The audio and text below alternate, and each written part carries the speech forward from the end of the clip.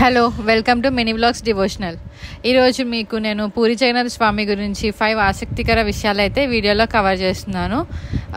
మన ఛానల్ని కొత్తగా చూస్తుంటే మాత్రం సబ్స్క్రైబ్ చేయడం మాత్రం మర్చిపోకండి.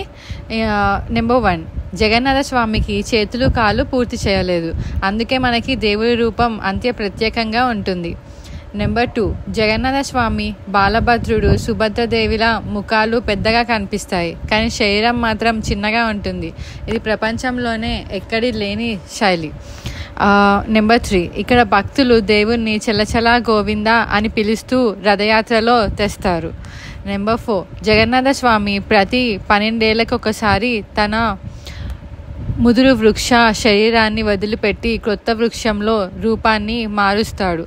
ఇలా అని అందరు చెప్పుకుంటారు. దీన్ని నవల కళేబర అంటారు. నెంబర్ 5, భగవంతుడికి ప్రతిరోజు వందలాది వంటలు తయారు చేస్తారు, కానీ వాటి రుచి ఎప్పుడూ ఒకేలా ఉంటుందట.